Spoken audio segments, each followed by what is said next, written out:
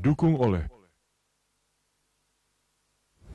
Ya, kembali kita lanjutkan Inspirasi Ramadan masih dengan Bapak Anwar Abbas. Pak Anwar, ini mungkin masih banyak yang rancu juga Pak terkait dengan 2,5% yang harus kita keluarkan. Apakah 2,5% itu dari keseluruhan pendapatan kita dalam misalnya sebulan, atau setelah dikurangi dulu dengan kebutuhan kita, baru kemudian kita kali 2,5%? Ya, kita keluarkan dulu lah kebutuhan kita ya, dan masih tersisa ya kita bayarkan zakatnya 2,5%. Tapi kebanyakan masyarakat kita tidak seperti itu. Jadi mereka hitung berapa gaji mereka per bulan, misalkan gajinya 5 juta per bulan, kali 12 berarti 60 juta. 60 juta berarti sudah masuk kategori wajib zakat ya. Sudah masuk kategori wajib zakat. Karena kan 85 gram. 85 gram itu kalau seandainya 500.000 saja per gram, berarti berapa tuh? 42,5 juta ya. 42,5 juta. Lalu dia punya pendapatan 60 juta. Ya, jadi ada dua pendapat di situ. Satu pendapat menyatakan dikurangi dulu dengan apa? Dengan kebutuhan pokok dan hutang-hutang dibayar. Tapi ada juga menyatakan bahwa langsung saja dari 60 juta itu, 2,5% dari 60 juta itu. Kalau bagi saya begini, bagi kita sebagai orang Muslim jangan terlalu hitung-hitungan betul gitu ya. So ini rezeki ini bukan dikasih oleh kantor, bukan dikasih oleh orang, ini rezeki dari Allah. Oleh karena itu bagi saya ya kita perhatikan lah itu ya, tapi jangan terlalu pelit juga untuk membayar zakat, terlalu hitung-hitungan betul gitu ya. Oleh karena itu kalau saya pribadi, saya agak lebih cenderung apakan ya dibayar hutang, sisanya ya sudah kita pergunakan untuk kepentingan, kita hitung 2,5% dari sisa ya. Dari sisa ya. Kalau di perusahaan misalkan gini, modal ditambah keuntungan, ya terdapat angka sekian, ya, dihitung aja. Sekian dikali 2,5%. Itulah dia yang wajib kita zakatkan. Pak, ini juga mungkin contoh konkret gitu ya di masyarakat. Kalau misalnya kita ingin berzakat terhadap mungkin yang kita melihat ada pengemis yang setiap hari lewat rumah kita begitu. Tapi ternyata pengemis itu sebetulnya tidak miskin gitu Pak. Karena mungkin di kampungnya dia punya tanah, punya rumah yang bagus. Itu bagaimana Pak? Ya, kalau dalam Al-Quran saya lihat wa ammasa'ila fala tanhar. Kalau ada orang minta-minta jangan dihardik. Ya kalau tidak mau ngasih ya jangan dihardik lah, jangan dicaci maki gitu. Cuma menurut saya ini di dalam Undang-Undang Dasar 45 kan ada pasal 34 fakir miskin dan anak terlantar kan dipelihara oleh negara ya. Jadi negara memang harus hadir dalam hal ini. Jadi oleh karena itu kalau ada orang datang minta-minta ya menurut saya negara harus membantu. Cuma pertanyaan adalah apakah yang minta-minta itu memang fakir dan miskin? Nah, itu dia pertanyaan. Kalau dia tidak fakir dan miskin ya dia terberhak kan. Kalau seandainya dia membiasakan dirinya minta-minta, ini berarti mentalitas yang tidak baik. Kalau menurut Yusuf Qaradawi, orang seperti ini tidak boleh dibantu. Karena kalau kita bantu, maka perangai kemalasannya akan terus berkelanjutan gitu. Jadi oleh karena itu kita juga berkewajiban untuk membuat bagaimana masyarakat ini tidak malas, bagaimana masyarakat ini mau bekerja. Makanya kata Yusuf Qaradawi, apakah pengangguran itu berhak mendapatkan zakat? Ya. Kalau seandainya dana dia yang ada tidak cukup untuk menghidupi dirinya, ya bisa.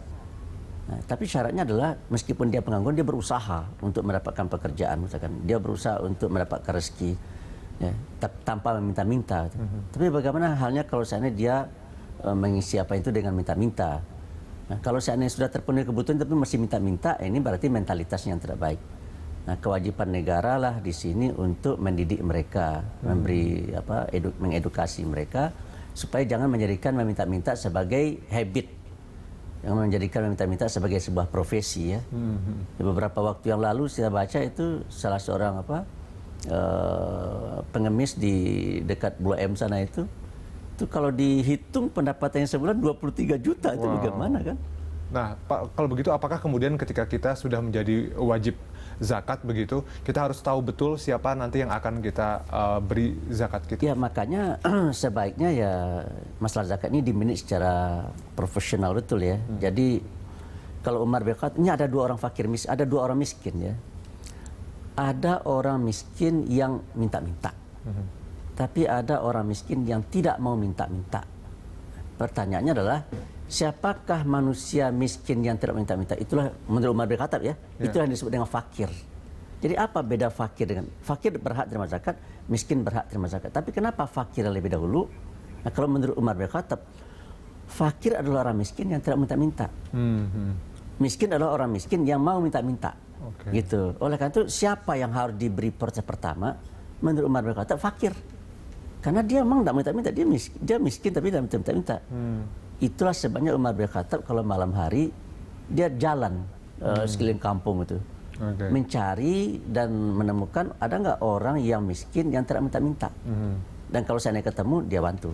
Oke, Pak, ini juga ada anggapan yang beredar di kalangan masyarakat, Pak. Lebih baik kalau misalnya kita ingin menyalurkan zakat itu dahulukan saudara kita, begitu. Jadi supaya kalau kita sejahtera, mereka juga sejahtera. Tapi ada juga yang mengatakan bahwa dahulukan tetangga. Kenapa? Karena tetangga itulah nanti yang akan membantu duluan ketika kita ditimpa musibah. Itu yang betul yang mana, Pak? Iya, makanya tadi saya katakan itu ya, zakat itu dibagi di mana dia dipungut.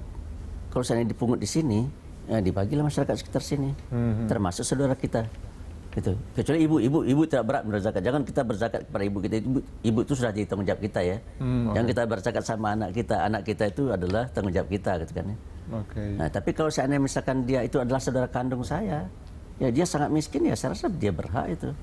Tapi kalau ibu saya kan tanggung jawab saya, anak saya kan tanggung jawab saya, gitu. Oleh karena itu ya kita dahulukanlah siapa yang wal aqrabin, karib kerabat kita, baik karib kerabat dekat maupun karib kerabat jauh. Karib kerabat dekat itu adalah karib kerabat yang ada kedekatan darah dengan kita ya. Sementara kalau karib kerabat jauh itu adalah ya tetangga kita. Saya orang Padang, kemudian ada tetangga saya orang Jawa ya, tapi dia rumahnya bersebelahan dengan rumah saya misalkan, ya itu kita dahulukan. Oke, Pak Anwar Abbas, terima kasih atas waktunya dan penjelasannya terkait dengan zakat untuk kesejahteraan umat. Terima kasih. Terima kasih, Pak. Dan pemirsa, demikian inspirasi Ramadan kali ini. Terima kasih atas kebersamaan Anda. Dan saat lagi Anda dapat menyimak program Prime Time Talk.